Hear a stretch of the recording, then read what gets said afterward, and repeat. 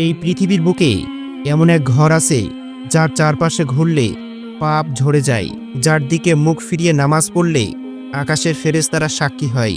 সেই ঘর কোনো রাজপ্রাসাদ নয়, কিন্তু তার সামনে দাঁড়িয়ে কেঁপে ওঠে হৃদয়।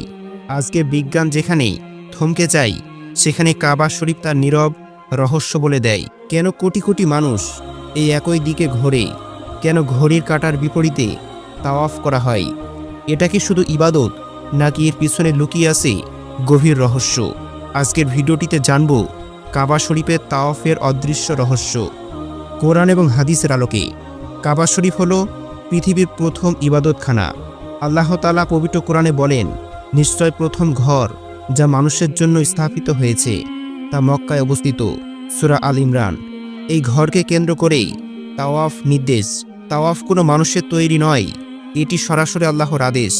নবী ইব্রাহিম আলাইহিসসালাম এবং ইসমাইল আলাইহিসসালাম এই ঘরের ভিত্তি স্থাপন করেন। এরপর আল্লাহ তাআলা বলেন, তোমরা আমার ঘরকে পবিত্র রাখো তাওয়াফকারীদের জন্য। সূরা হাজ। অর্থাৎ তাওয়াফ ইবাদত, আর ইবাদতের রহস্য আল্লাহর কাছেই।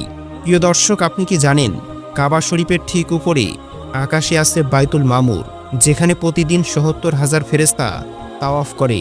তারা একবার তাওয়াফ করে আর কখনো এই সুযোগ পায় না। এই তথ্য এসেছে সহিহ হাদিসে।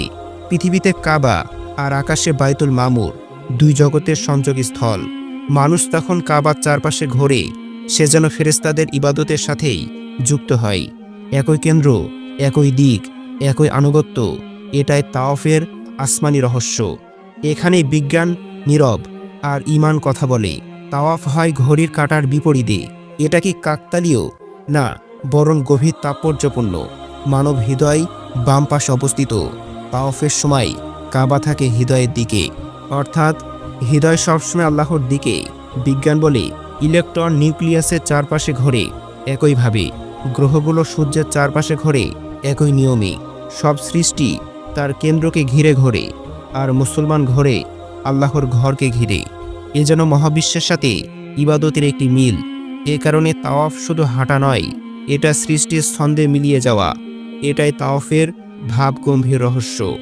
রাসূলুল্লাহ সাল্লাল্লাহু আলাইহি ওয়াসাল্লাম বলেছেন, যে ব্যক্তি ঈমান এবং সওয়াবের আশায় তাওয়াফ করে, তার গুনাহ এমনভাবে ঝরে যায় যেন সে সদ্য জন্ম নেওয়া শিশুদের মতো। প্রতিটি কদমে লেখা হয় নেকি, মুছে যায় পাপ, উচ্চ হয় মর্যাদা। এখানে শরীর ঘোরে কিন্তু আত্মা পরিষ্কার হয়।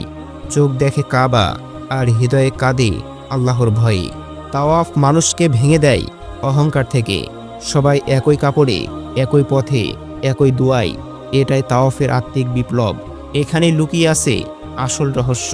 কাবা শরীফের এক কোণে রয়েছে হাজরে আসওয়াদ, একটি কালো পাথর, কিন্তু তার ইতিহাস আকাশ থেকে নেমে এসেছে।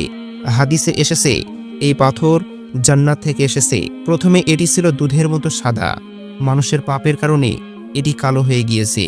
রাসূলুল্লাহ সাল্লাল্লাহু আলাইহি ওয়াসাল্লাম নিজ হাতে এই পাথর চুম্বন করেছেন।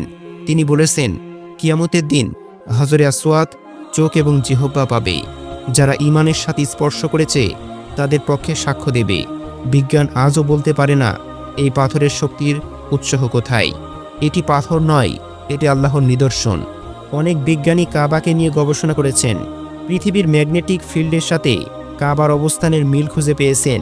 কেউ কেউ মানুষের শরীরের শক্তি কেন্দ্রের সাথে তাওয়াফের গতির সম্পর্ক আলোচিত।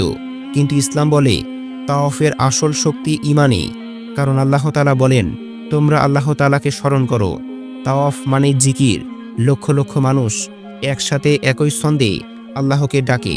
এই শক্তি কোনো যন্ত্রে ধরা যায় না, এটা হৃদয়ে অনুভব করতে হয়। বিজ্ঞান প্রশ্ন করে, ঈমান উত্তর দেয়, আর তাওয়াফ সেই উত্তর। অনেকে তাওয়াফ করতে এসে কেঁদে ফেলেন, কারণ তারা কিছু অনুভব করেন। কারণ জীবনের মোড় ঘুরে যায়, কারো দীর্ঘদিনের দোয়া কবুল হয়। অনেকে অসুস্থ শরীর নিয়ে এসে ফিরে যান আশ্চর্য সুস্থতায়। এগুলো কল্পনা কাহিনী নয়, এগুলো হাজীদের বাস্তব অভিজ্ঞতা।